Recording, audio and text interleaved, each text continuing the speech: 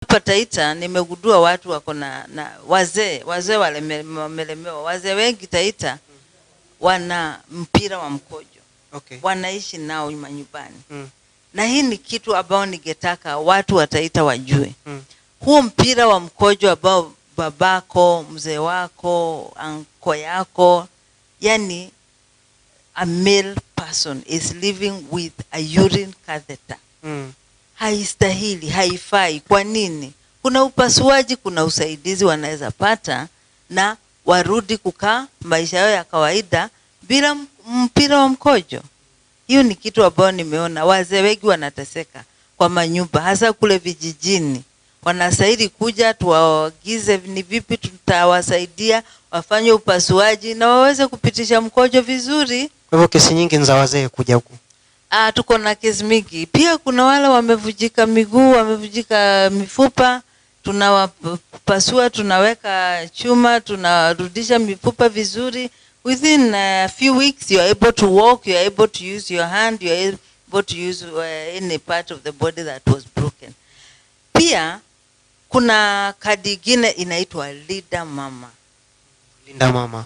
Linda Mama. Hii kadi inasaidia wamama kujifungua in hospital under the care of specialized medical people. So unajua hapo beleni wamama wengi walikuwa wanajifungulia nyumbani, wanapata complications, wengine wanavuja damu, wengine hata wanapoteza maisha.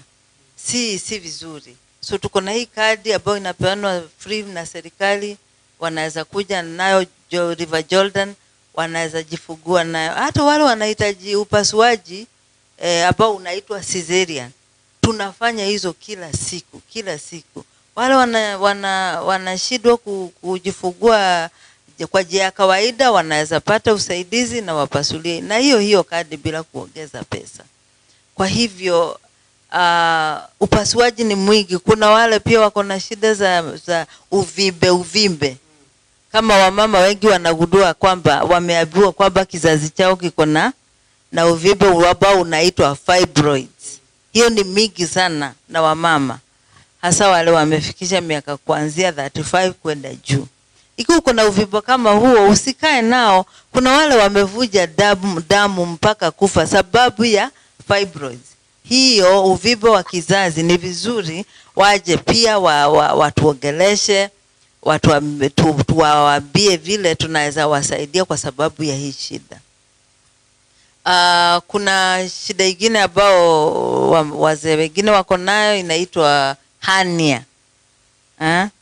Kuna uvimbe unatokezea hapa chini ya kiuno kwa mwanaume na hiyo uvimbe inaweza mletea madhara, inaitwa hernia. Wanaitwa inguinal hernia. Pia hiyo tunapasua sana. Kuna wengine tu wana shida nyingine inaita fibroids.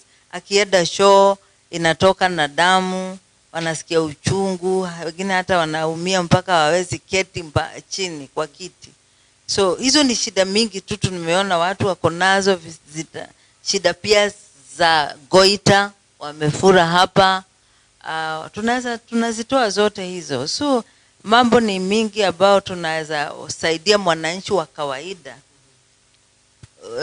in an affordable way, na pia tukitumia kadi hiyo ya insurance.